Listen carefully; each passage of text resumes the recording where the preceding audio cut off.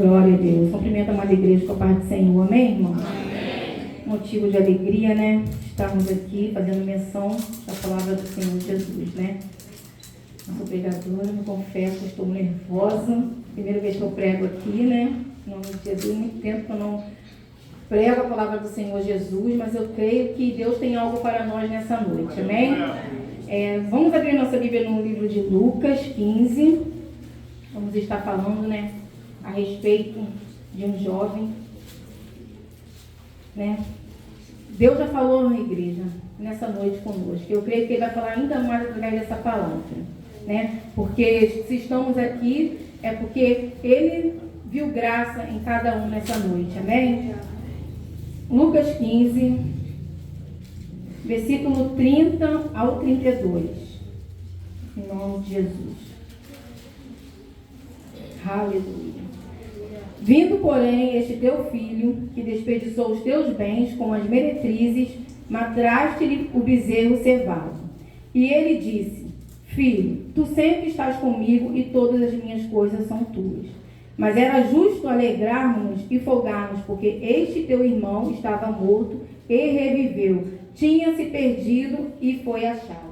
Amém? Pode tomar o centro, mandando glória a Deus em nome do Senhor Jesus. Quem crê que nessa noite aquilo que foi perdido vai ser achado nessa noite em nome de Jesus. Porque Deus tem algo para nós nessa noite. Aleluia. A passagem, igreja, que eu vou ministrar nessa noite, vem falando sobre arrependimento, né? Um filho pródigo, como nós bem conhecemos essa palavra, ele chega até o certo pai e pede a sua herança.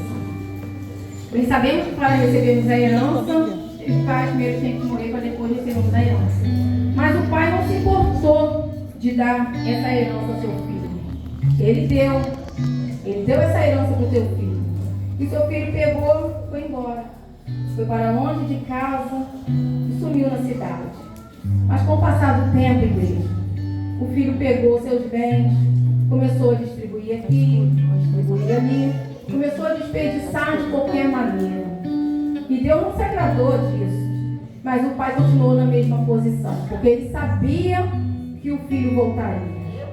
E o filho começa a gastar tudo o que ele tem.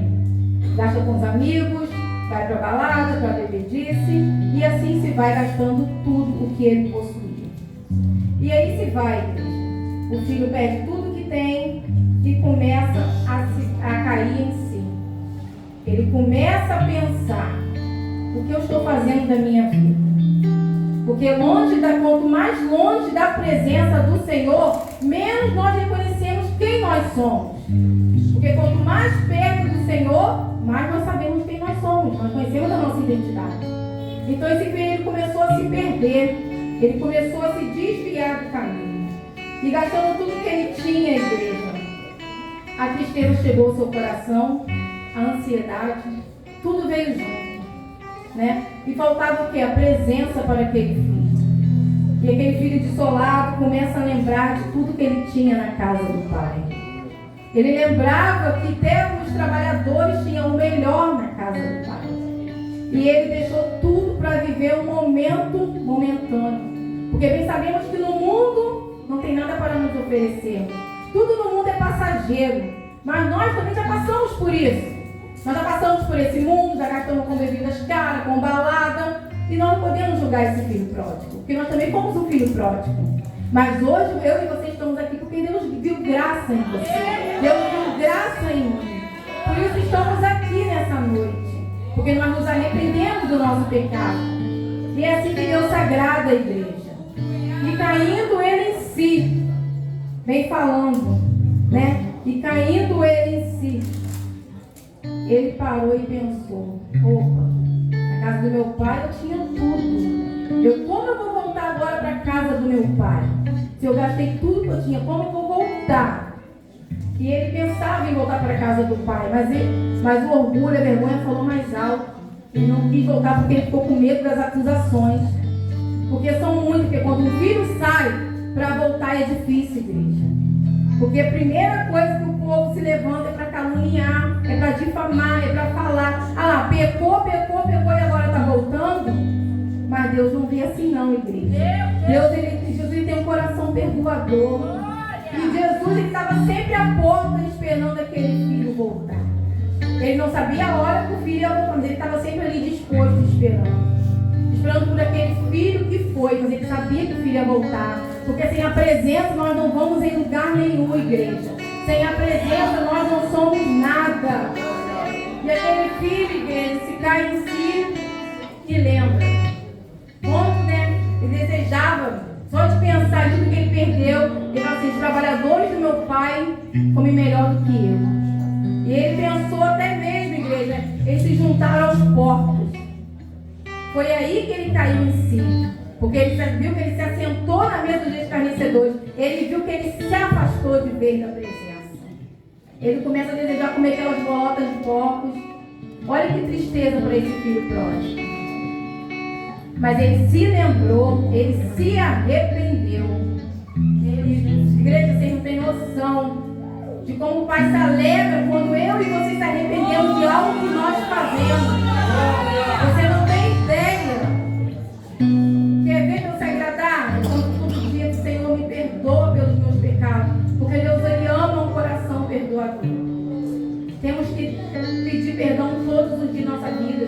Porque só de pensar nós estamos pecando. Temos que pedir perdão mesmo a Deus. E nos aproximarmos cada dia mais e mais de Deus, igreja. Não se afastar. Porque para sair, igreja, é muito fácil. Mas para você voltar, como é difícil voltar ao primeiro amor. Como é difícil voltar ao que nós éramos antes. Igreja, estou falando essa palavra para vocês aqui hoje. Hoje de manhã eu peguei minha Bíblia no trabalho. E antes de eu passar para vocês, a espada cortou primeiro para mim. Eu falei: Jesus, eu estou entendendo. Porque quanto tempo tem? A igreja não se afastar nem sair da presença, não. É você estar dentro do templo, mas não fazer o que o Espírito Santo de Deus manda. É você não orar mais de madrugada. É você não pegar a tua Bíblia e ler mais. Quer ver como estamos afastados? Como deixamos do lado.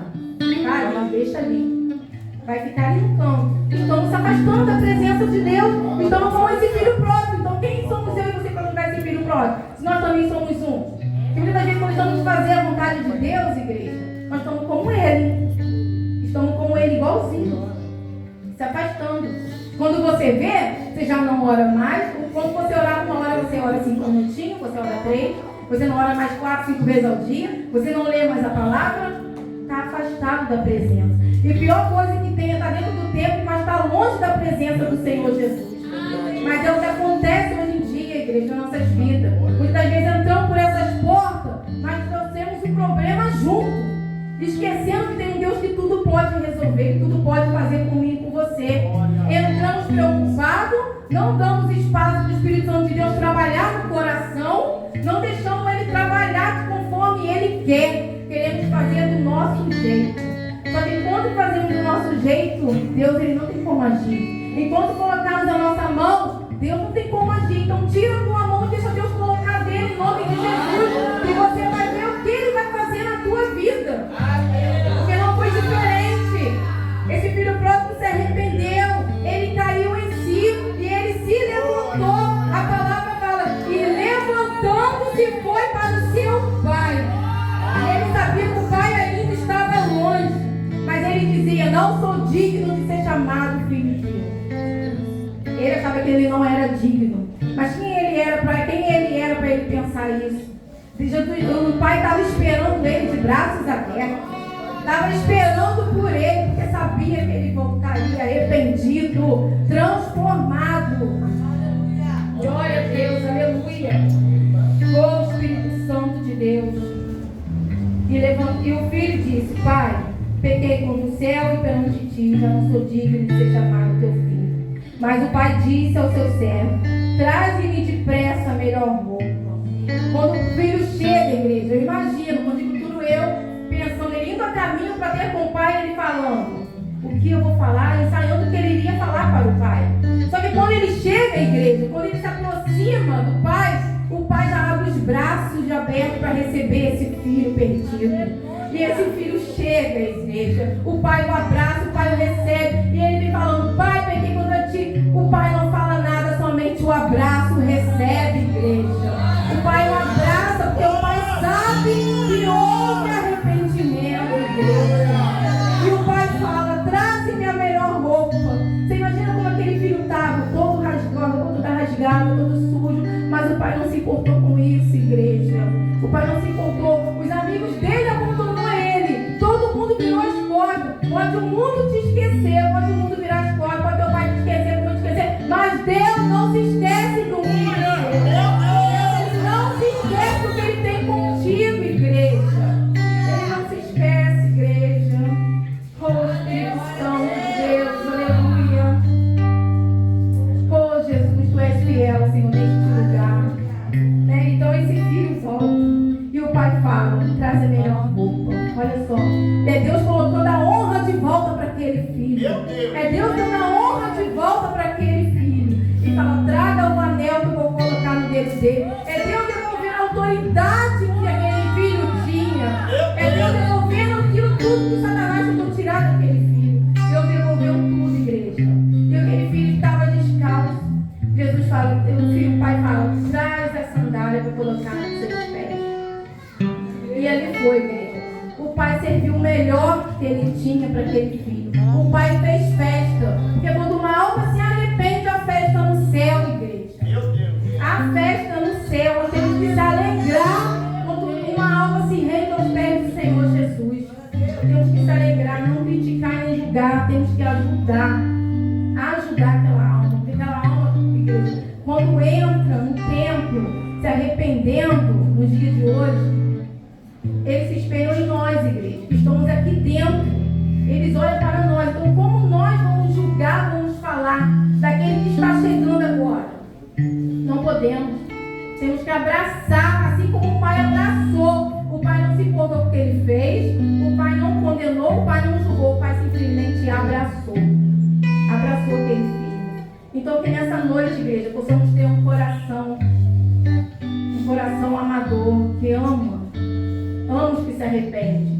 Não importa o que fez lá fora. Não importa. Não olhe para isso. Não julga, não critique, porque um dia você também foi assim. Eu também fui assim. E alguém orou para você estar aqui hoje.